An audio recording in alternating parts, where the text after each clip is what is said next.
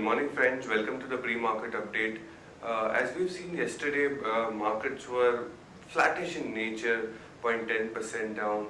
With this, what we've seen is yesterday, Jio's Reliance Industries AGM was there, where there is a commercial launch of Jio announced. That was one of the very big event which happened yesterday. Along with that, market being flattish in nature, what we've seen is flows. In terms of flows, FI segment, they were positive, net positive in terms of index futures were concerned to the tune of 364 crores, whereas they were negative to the tune of net seller in the cash segment of 301 crores. Whereas DI was positive with 308 crores, they were net positive. So DI was quite positive in terms of flows were concerned, but if you look at the European markets, CAC was a little flattish, whereas DAX and FTSE was 0.5% down. With this, US markets were also flattish. If you talk about Dow or S&P 500, both the markets were flattish in nature.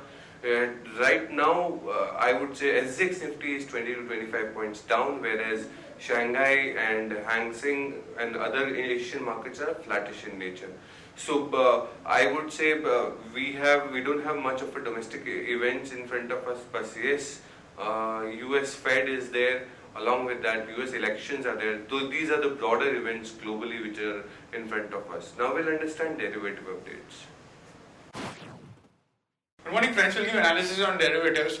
Yesterday, after seeing a mixed cues from the international markets, our market did open on a mixed note, that is on a flattish note, and thereon we did saw Nifty consolidating in a narrow range in the first few hours of trading session, oscillating between negative and positive territory, struggling to find any kind of an intraday trend. However, it was in the last 1 hour of trading sessions where we have seen Nifty showing some kind of a selling pressure, and it was very severe, especially with the telecom sector stocks, which nosedived in the negative territory and showed a very sharp downside, due to which Nifty also closed lower and eventually closed on a flattish note to negative note with a loss of 0.31%, settling at just above 8,800 levels at 8808.35. On the open interest terms, we have seen a 2% addition in the open interest. The cost of carry decreased. Cost of carry also decreased from 7% to 5%. However, majority of the addition which was seen in yesterday's trade was on the shorter side, since we have seen a decrease in cost of carry with decrease in price and with increase in open interest. Put call ratio have increased by 2 basis points from 1.09 to 1.11 levels, and volatility index was more or less same at around sub 13 odd levels. On the option side, not major activity to highlight upon. 8,900 call option have seen an highest addition in yesterday's trade of around 12 to 13 odd percentage.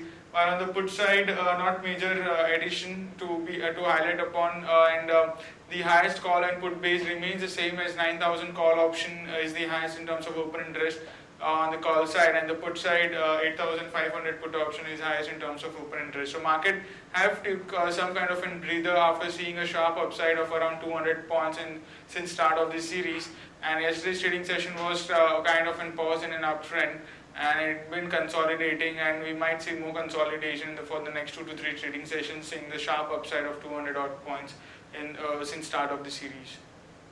3 securities in buying period for today's trade: Jindal Steel, Reliance Communication, and Indiabulls Real Estate. On the FIs front, there were also net buyers in index futures despite market close on the negative note. FIs continues to be net buyers in index futures, and yesterday's trade they were net buyers by 364 odd crores. Index options net buyers by 806 odd crores. Stock futures net sellers by 405 crores, and stock options net buyers by 18 crores only. On the market level, our 5 days VWAP stands at 8745 with a lower range of our VWAP at 8745 and high range at 8861, which is our highest straddle monthly break-even point of 8,600 call and put. Its SGX Nifty is trading negative. It's down by 27 odd points, taking negative cues from the international markets and quoting at 8797, indicating some kind of a negative opening can be expected in the morning trade. That's it from derivatives. Thank you. Now we'll understand trading updates of the day, trading ideas of the day. The first idea of the day would be PI Industries at CMP 819. The news for PI Industries, it enters the JV with Mitsui Chemicals Agro. Joint venture has been formed. Action to be taken is long PI industry stop loss 802, target 844, 860. The second idea would be Brooks Lab, CMP 102. Brooks Lab gets license for 5 years from Food and Drug Administration. Action to be taken is long Brooks Lab, stop loss at 99, target 105, 107. We'll understand the news updates of the day. NTPC to cut power supply to BACS discoms in Delhi from September 4. Phoenix Mill looks to sell stakes in 2 malls. Vardhaman Textile sells 40% stake in Vardhaman Yarns and Threads to ANE Global for rupees 413 crores. GSPL foreign lenders recall loan plan to evoke corporate guarantee if dues not cleared. Maruti Suzuki India launches LCV, the super carry in Ahmedabad at a price of 4 lakh rupees. Banking sector likely to hit by trade union strike on Friday, that is given by Labour Minister. HCL Tech partners with Mesosphere for cloud data management. TVS Shriram Fund partly exits RBL with 30% IRR. Bharti, there is a news with Bharti also. Bangladesh court approves the merger of Airtel Bangladesh into Ruby Exeta. China Dalian Vanda Group eyes controlling stake in PVR Cinema. HP completes sale of stake in Emphasis. Government to impose a limit on sugar stock to be held by sugar mills.